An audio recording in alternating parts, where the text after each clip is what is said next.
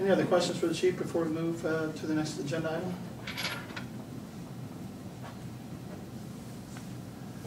Thank you, Chief. Thank you. All right.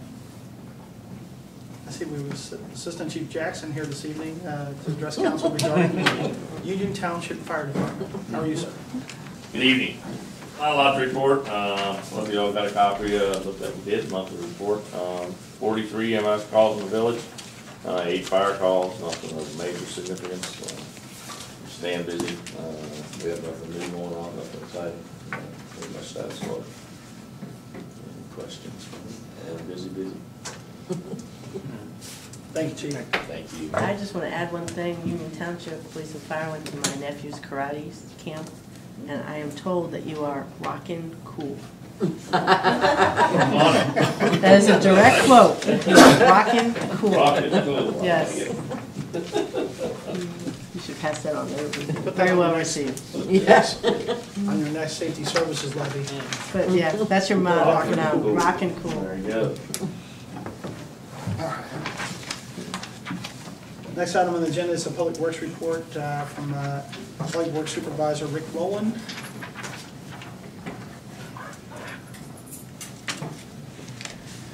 Good evening. It's a little long, so I'll try to get there. In addition to the routine maintenance, the Public Works Department was involved in the following.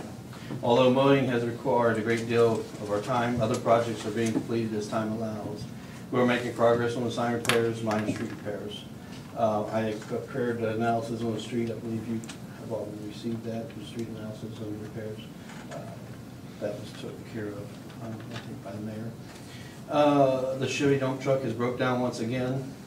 Although the mileage is real short, other vehicles important due to the service requirements. It needs a lot to get back on the service.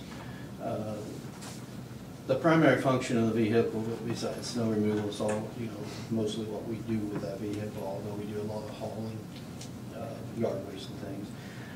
But the cost of repairs, I did a new analysis, and that is included into your packet. As of the date, there are still repairs need to be performed and to make the vehicle safe for reliable use. As the current budget cannot support the replacement of the truck, it is my recommendation that the repairs are made. At this time, replacement are considered in maybe 2012 budget. I think if we do certain repairs, we can get through another year. Relatively reasonable amount. On May 24, 2011, all flags were placed in the poles along Main Street. Also, all individual flags were placed on the veterans' graves. We currently have approximately 140 veterans in their cemeteries. Each individual has their own flag. On May 25, 2011, I was contacted by Mr. Luke Mantle, supervisor of Pierce Township Public Works Department, advising of a scheduled line painting project being done on Jenny Lynn Road. He asked if the village would be interested in participating in the work to cover our section. By doing it at the same time that Pierce Township is doing their section, we could save a considerable amount of money by the contractor. I asked him if he would contact the contractor contact me with a quote for our section. The contractor is A&A Safety, and they contacted me with a quote of $650 for our section.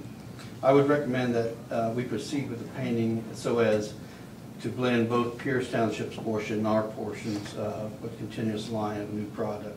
This would enhance the appearance of both the township and the village. On June 2nd, 2011, a resident reported catching what he believed was a tar-bellied piranha in our pond. At that time, he caught the fish. He wasn't aware of what it was and released it back into the pond. Through photographs that were taken and comparisons and photos that were available, it was determined that there was a real possibility of these fish in our pond. Under the direction of Mayor Ellison, I contacted Mike Urich, Claremont County Wildlife Officer, and Ms. Debbie Walters, Fish Environmentalist from District 4 Wildlife Headquarters, explained the situation. Both are of the opinion that the best method to rid the pond of these fish is to fish them out with hopes that the winter will freeze any remaining. They suggested signage being posted at the general public let's try that again. Posted informing the general public of the presence of the fish and directing them to notify authorities if one is caught. Signage was ordered on June 6th. We did receive one catch, and it was positively ID'd and disposed of accordingly. So that was, it was reported that there was up to 5. So 2 I know of is not longer in there. A resident caught one and kept it. Just on that, my son was one of the ones who caught the other one, and his dad made him throw it back after much protest of a 10-year-old that it was a piranha. His father insisted that it was not, and it was tossed back in. But not after pictures were taken. Yeah, and we compared those. Yes, And, so. the signage is posted, so hopefully we'll catch. He was very excited that the signs were up too. Oh. On June 6, 2011, Mr. Adam Day informed me that he has been hired by Milford Public Works, and his last day will be June 21st, week tomorrow. An ad was placed in the paper and on the website. We are in the process of interviewing, or will be beginning to interview the applicants that we have received. On June 7, 2011, I contacted Mr. Doug Snyder of Claremont County Adult Probation Work Detailed Office, and had arranged to have their streets swept by their detail. This work was scheduled June 14th, which was done. By using this program, we will save $500 each sweep. Previously, we had leased or whatever, contacted the company and had them do it. It was $500 per one day. By using this program, it may take a little longer because they can only accomplish 2 or 3 streets at a time, but it doesn't cost anything. And so we'll have our streets swept throughout the summer by these work details. We have a potential problem developing in the cul-de-sac on Grouse Drive. During the past 2 summers, a small sinkhole has appeared. In the past, we have filled it, which adequately corrected the problem. On June 8th, the sinkhole reappeared. This time it was much larger and deeper than in the past. Pavement was undermined about 12 inches beyond the hole itself, back up underneath. And the opening was about 9 inches deep. We added B19 gravel and packed it under the blacktop, and a new layer of patch was added to the surface. If this problem resurfaces, it may be necessary to remove the pavement about a 4-foot square area and rework the base material. I will monitor this throughout the summer. It's probably similar to our sidewalks problem where the base material is just giving out.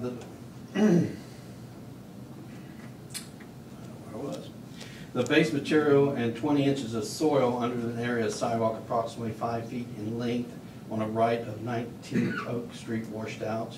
The repair was made by building up the new base material and replacing the soil that eroded away. Once again, this is an example of the pending sidewalk problems that may inundate our department in the future. This area is in an old section of town and most likely caused by age rather than a lack of base material present. However, it may be an indication of future problems with our walkways. You could crawl under the sidewalk. It was so deep, so we built it all back up, repacked it, and resurfaced it. The good part was the concrete wasn't damaged. On June 10, 2011, the first piranha was caught, and that's what we just went over, and we contacted it and disposed of it once the ID was made. Lastly, the tree in the Methodist Cemetery was finally finished up removing. It was a large piece and we couldn't get in there because of ground conditions. And also there's a smaller tree at Grove Park because it had broke off during the storm. And that concludes our report. If there's any questions. Thank you, Rick. Thank you. Can I interject one thing before you close? Rick gave me a list of a few other plots in the cemetery that could be opened. As council recalls, we opened Oddfellows Cemetery, some additional lots for sale. You do that we did it by resolution, ordinance, sorry, I'm saying resolution all night. Ordinance designating particular ones to be opened.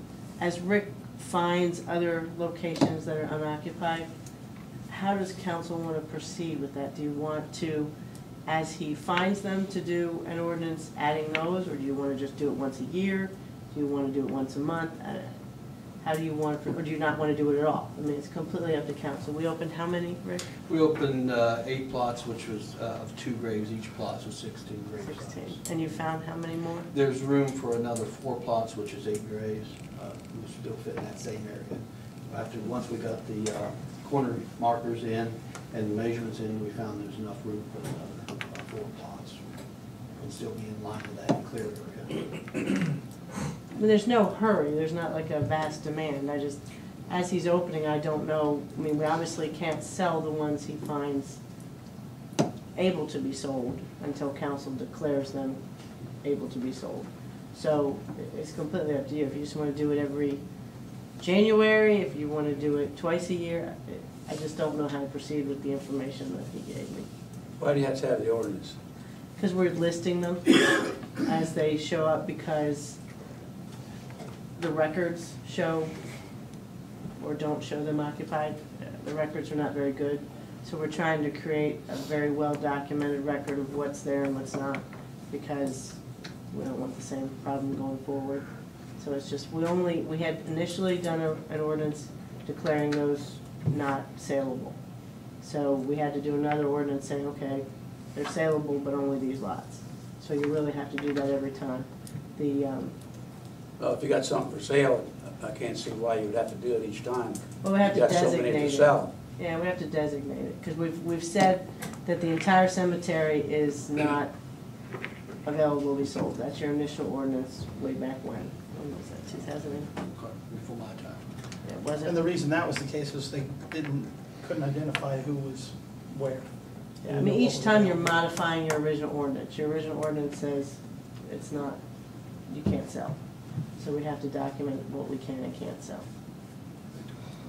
I think we ought to do it once a year, just do it as a yearly in January, unless we get an overcrowding of people dying to get in, so. Yeah, it's- I mean, we've got quite a few spots, so.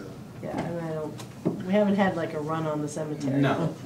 All right, well, So would we have to do a new one for the ones that he already found, or are we gonna wait till January to do those? completely at your discretion. How many do we have right now? As of right now, how many do we have approved to be? 16. 16. 16 I- graves. Let's get a rush on. Wait. Just, we'll keep the list and we'll just put it like on your first meeting in January every year, we'll have a standard. Thank you. Unless we run out, right? Yeah. Do we need to, Mayor, do we need to do a motion for that $650 for Rick? Yeah, I had that marked on my report to follow back to it, yeah. Okay. It was on the line striping on Jenny Lynn. Yes.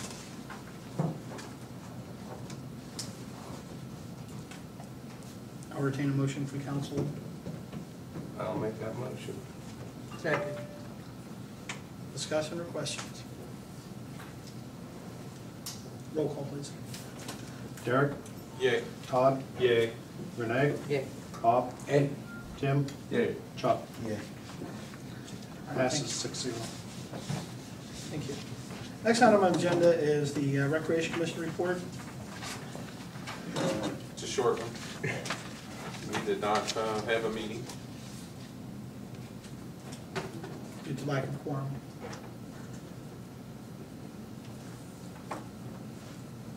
All right. The planning commission, just for the record, we did not have a meeting also, it was due to lack of agenda. Do we have a finance committee report?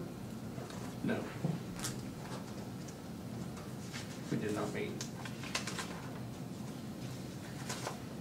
Next item on the agenda is the approval of outstanding bills. Those bills are on council's desk this evening.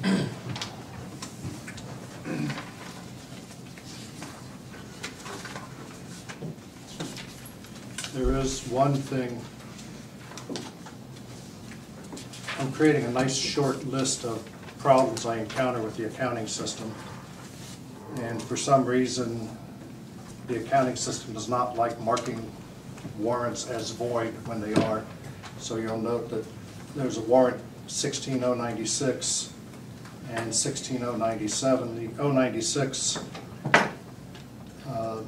even though I entered everything in as hourly instead of salary, that just makes it easier to calculate the pension and everything. The system still issued a salary check to the chief. He returned it and reissued one for the correct amount, but the system decided not to avoid it on this list.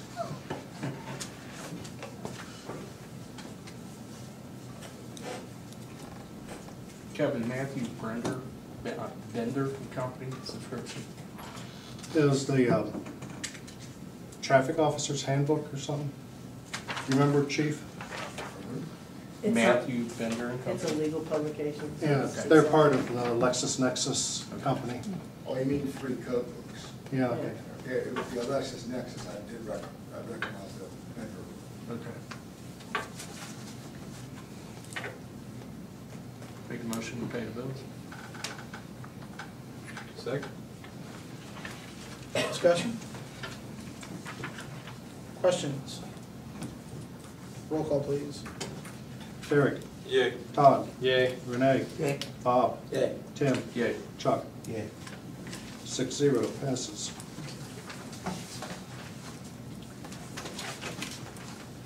In an effort to show some consideration to those people who are here this evening, the next item on the agenda is the executive session, followed by public input and council input. If you're not of the mind to stick around during the public input section, I would consider opening the floor of public input now for anybody that might like to address council so that they can call it a night. And I will do that. You're more than welcome to stay. I'm not trying to rush you out the door. I just want to offer that as a consideration. Be happy to open the floor to public input at this time. I'm here for input. Yes, ma'am. My name is Chris Wick. I'm the branch manager at the Amelia Library.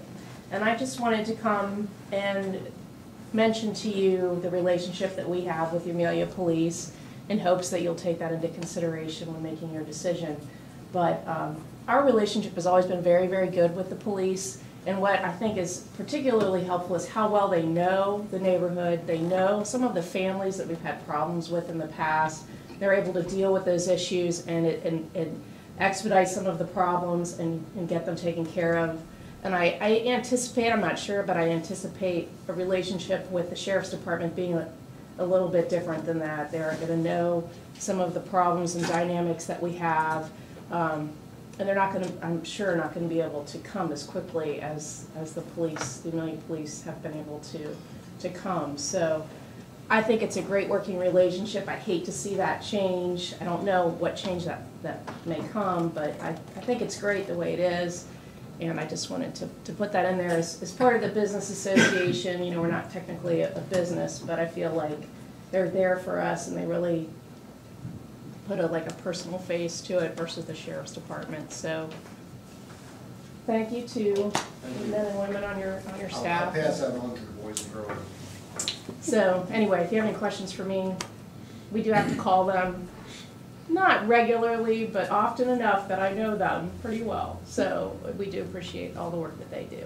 So, okay. I appreciate your input. Thank you very much. Sir? Mayor Ellington and members of the council, I appreciate the opportunity to talk to you. We are new residents here in the village of Amelia. My wife and I are retirees and we moved here a year and a half ago. I am a retired deputy chief, fire chief with the city department out of state, also a critical care paramedic. And one of the things that we looked for right off when we looked at property in Sedona Ridge, we decided to investigate the police department and the fire department that would cover our home. And we met a Chief Suker, is that the correct pronunciation? And the chief was very, very good about it. He brought us in, he showed us the structure of the police department. He also answered our questions about call volume, types of calls, because we wanted to know what kind of community we were getting into before we bought the house. We were very happy with the Amelia Police Department. We see them in Sedona Ridge quite a bit. They pass by, they wave, they stop to talk to you, they talk to the children. I had to wave a police officer down once and ask him a question, and he answered it in a very professional, informative way. And coming from a larger city where we do have a larger police department, I was very impressed. Then I was watching the news, I believe it's Channel 9, a couple of weeks ago, and I saw this issue with the possibly dissolving the police department, sheriff's department taking over. I have a concern there, and I'm glad this lady spoke before me. I'm familiar with sheriff's department operations also. Usually the deputies patrol the sector, and that sector may be very large. There may be only one deputy per sector. The response time is what I'm concerned about. The response time of our Amelia police officers is excellent. And please, this is nothing against, somebody's here, the Claremont County Sheriff's Department. I'm sure they're very professional, very good department. But again, I have to wonder if the response time would be different. Also, the public interaction, would that be different because they have such a large area to cover? Excuse me for going to my notes, but I want to make sure I didn't miss anything. What I'm also concerned about, what I had asked was, if in fact the Sheriff's Department took over, would our Amelia police officers be offered a position with that department? And the answer was kind of vague. Well, if there's an opening, they could apply. Maybe their experience would help, maybe not. And I hope that people look on the human factor here, that these are not only police officers that provide a valuable service, but they have families, they have financial obligations, and although, and I'm very familiar from being on my command staff at the fire department back home, the issues we have with budgetary problems, but it seems that most departments, most municipalities, if they dig deep enough and look hard enough, they can find ways to avert this. Because if you take away from a budget item, but then on the other end of that stick, you create more unemployment, which is rampant in this country right now, we really don't accomplish a lot. Public safety is first and foremost in my mind, obviously because I was in it, but in the minds of my neighbors. I wish there were more people here today, but I'm asking you to please do what you can to look hard, dig deep, and, you know, help these people who help us. I'm a former veteran, military veteran, and I see this wonderful display you have here. And thank God this country has turned around to where now they appreciate our veterans more, unlike it was in Vietnam. And they call these people our heroes, and they are indeed our heroes. But let's not forget the heroes that work every day for us. Thank you for the opportunity. And as a new resident, if someone could sure point out this pond that has the fish in it. Thank you very much. I appreciate it. The pond is at the corner of Jenny Lynn and East Ridge. Well, Jenny Lynn's by me, not where all the geese are. Yes. Oh! Well, No, not the little one in front of the church, the one further down. When you turn into Sedona Ridge. Yeah. With the mountain. Yeah. Oh, that's where I live. That's where it is. I thank you for the opportunity. Thank you. No problem. I have some answers for some of your questions. Oh, I yes, sir. actually do. I've been doing some extra research, and I was in contact with Deputy Combs and asked him some of your questions that you actually had. And kind of what he laid out for me is that the deputies would, who were under contract with the village, would almost be the same as the village officers are currently. You talking response time, sir? Correct. They would maintain their presence in the village unless of similar circumstances like we have now. They might have to make a jail run or, you know, call for mutual aid and leave the village in some of those circumstances. But that was one of the things he knew was a big question of all the residents' mind was, were the sheriffs actually going to be maintaining their presence in the village or just going through? And he assured me that they'd be doing the village business as if they were the village police department. He also talked about how they are also first responders. They do carry DFib. They go to training every 2 years to refresh. Some of the other things he said was, you know, most residents would never know the difference between the two, you know, because they would go about the same type of policing that we currently have. So those were just some of the things I reviewed with him to try and get a feel for, you know, if they were just going to be going on 125 or they were going to be stationed actually in the village. So, you know, we also would have the deputies that are part of the station for assistance and things like that. So, but the actual ones that we contract would remain in the village. If that helps some. Well, my mindset is always, again, I know what we have now versus what we may have. That's always a concern of mine as a resident. Again, nothing against the sheriff's Right, department. and that's what we're trying to do. We're trying to get all the information we can. And if there was any way to keep our police department here, I would just feel a lot more comfortable with that. But I appreciate your time, and thank you very much. Thank you. You're welcome. Thank you for your kind words. Hello. Hi.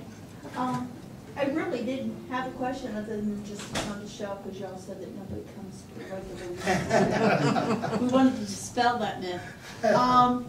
But I was interested and curious. At the beginning of the meeting, there was mention that y'all were given some information on different municipalities with taxes. They got the 1% sales tax or earnings tax and the revenues and such. Is that information that we as residents are allowed to get? Will that be something that will be posted on the website as part of the minutes to the meeting? Or is that secret stuff that you all are doing? Because I've been doing research It's all top myself. secret. I've been doing research since, Mr. Mayor, you and I talked last week. And so I love to compare what you all see with what my research has been. I'll tell you where I got the information. He's got it right here. This first document, that it just highlights the municipalities in Hamilton and Claremont County that have an earnings tax. It shows the municipality, the tax rate, and how much is generated by that tax rate. The second batch of papers is just something I got online, and I just did some research on. I just randomly selected from those that are highlighted, just to see what their population was, et cetera, to see how it would compare. And it looked to me that most everybody here was smaller than we are, except for Lincoln Heights was the closest in population. And they were at 3,200.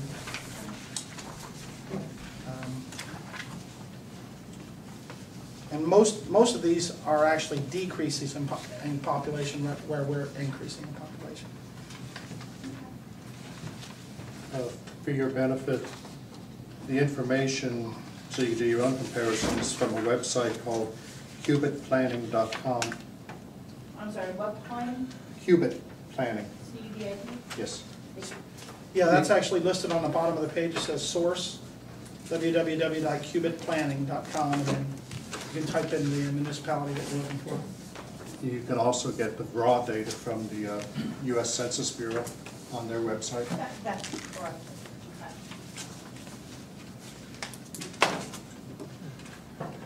The document I gave you is from the Ohio Department of Taxation.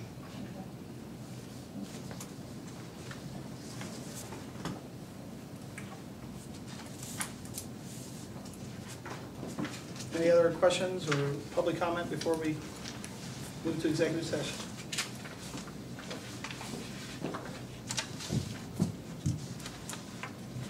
Thank you, guys. You're more than welcome to hang around after our executive session, ask more questions if you'd like. Till that time, I would entertain a motion from council to adjourn to executive session at 8:08 PM. So moved. Second. Can you amend that motion to say to discuss pending litigation?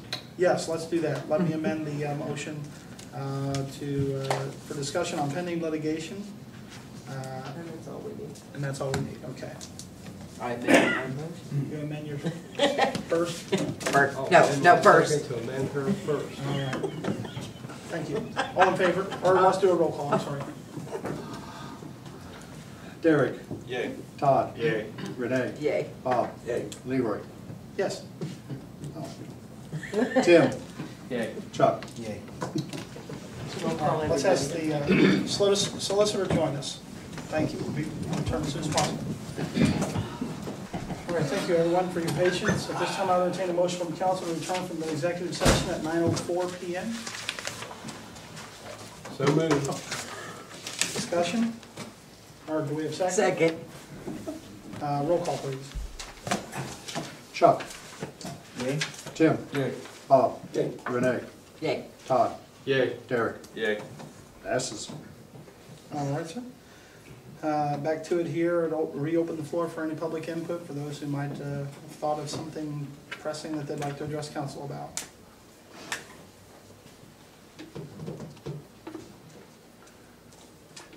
Next agenda is council input. Do we have any input from council this evening? I've got just a kind of food for thought thing. If for some reason we don't end up getting that grant on Church Street, I went up there and looked at it and talked to a couple of people about it, and I don't even know if it's feasible. Just something to think about, making that a one-way if we don't get the grant to redo that street, bringing it a one-way out on Chapel. So, I hadn't thought about it. I don't know. I don't know. On the surface, it doesn't sound like a bad idea. I don't know. The legal aspects of it, but I don't either. That's an interesting idea.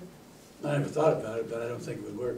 I you mean, I would say it wouldn't work. could bring them in the but I front think and it'd then be- bring them out through Mhm. the chapel and Everybody. on around, and everybody has to come out of the light, so you get them off I mean, it still needs to be 125, it fixed. serves two purposes. Yeah, well, that's true. It still needs to be fixed, and when it degrades more, what do we go down to a half lane? I agree with that, but if we don't get Half that lane, grant, one way? we don't have the Yeah. funds, you know what I mean? Motorcycle only. If you can only ride through here on horse and buggy. That's what. Well, just Being sarcastic, but I remove a hadn't thought few about it. letters and, I don't want to offend Chuck, but it'd be Chuck Street. Oh, I'm ahead of you. Got the first part. I mean, I know we're gonna come up probably with a lot of traffic with the schools. yeah, we are. We definitely need Especially, an yeah. exodus route for that, so just food for thought. Okay. And then, as you guys heard me with our new resident, I did email back and forth with Deputy Combs and kind of covered some of the questions. Did everybody get the questions that I answered the best that I could? And with him, I'll go ahead and forward the emails just so you can see. But basically, we heard that they were not trained first responders, but they are trained first responders. They do all carry DFib. They go to training every 2 years. Basically what he says, that he's faced all these questions before.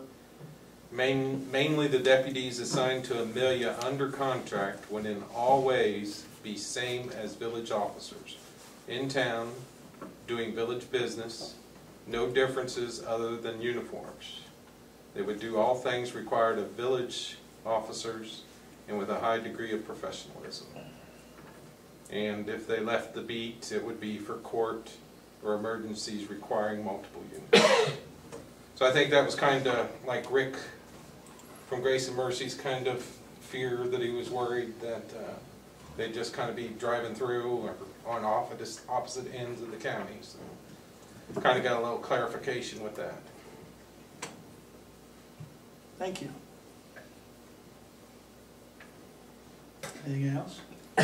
When are you gonna have the interview for the maintenance man? Uh, Scheduled? We're gonna start interviews probably later this week. Yeah. We can get them scheduled. I'd like to recommend a fellow for what it's worth, my 2 cents worth. Sure. Can I do that?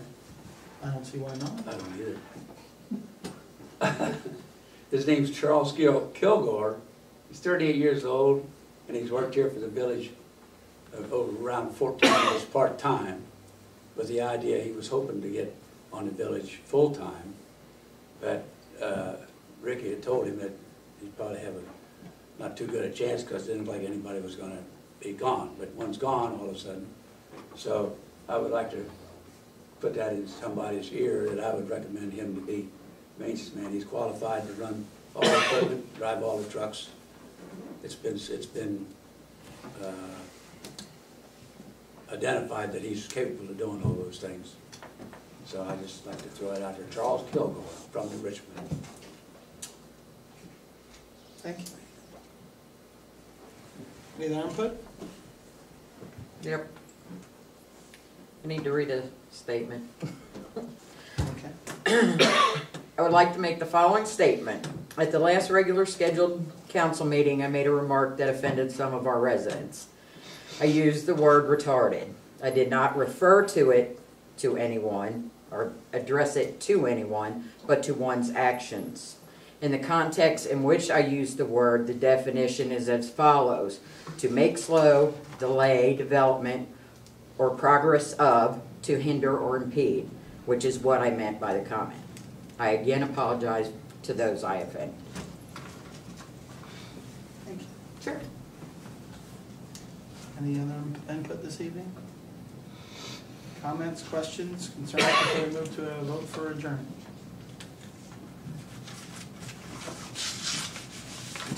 I would entertain a motion for adjourn at 9:11 p.m. I make a motion to adjourn. Second. All in favor? Aye.